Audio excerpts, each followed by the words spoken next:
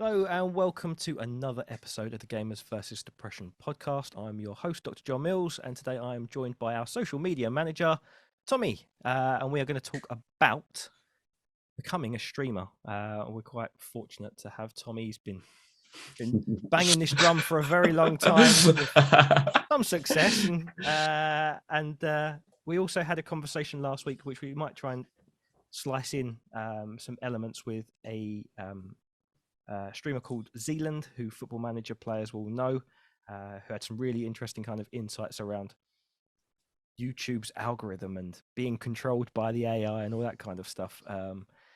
So some of that might come up today, but if not, we'll slice some of that in as some bonus content for our loyal fans, all 5 of you out there.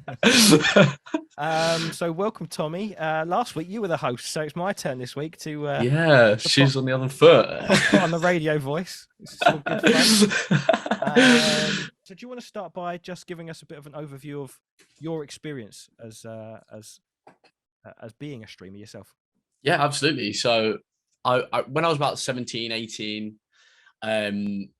I was playing video games avidly anyway, like most people that age do.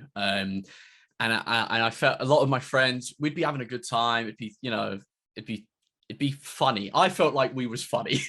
So I thought, why not share this? People were like, oh, you guys should stream. So I started a stream. I thought, if I'm going to be gaming anyway, I might as well see if something comes of it. I didn't start with the ambition of thinking I want to be a streamer, but I definitely felt that it was fun, and I started to gain some traction on Overwatch. I streamed on Twitch, started to gain some traction on Overwatch, and because it was a slightly small, well, it was a AAA game, but because it was slightly smaller than some of the other games, you could kind of build up a community, and yeah, I got going, and I was fortunate enough to be hosted by some big streamers a few times. And that kind of gave me a jump start, and then it kind of plateaued and fizzled out for me. But yeah, that's kind of my as a overarching view. Yeah, no, that's cool. And I think it's interesting to hear from your perspective, because I think, don't take this negatively, I would call you the average streamer, or maybe slightly above average streamer, in the sense of everybody always wants to talk to the top 1% about their experiences, and actually, well, their experiences are very different from everybody else.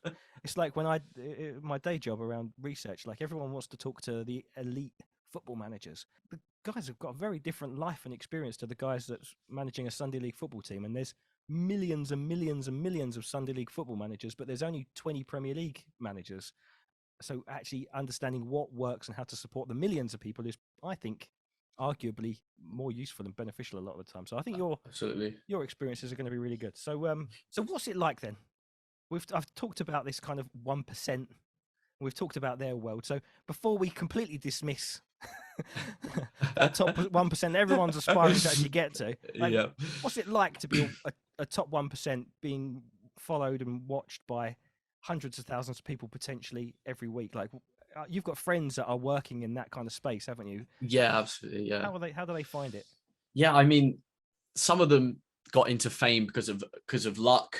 I do think luck plays a relatively big part in it. Don't get me wrong, a lot of them are very, very talented, and like you say, being in the top 1%, I think people only see the good end of that stick. The fame and glory as it is. Obviously, they make fantastic money most of the time.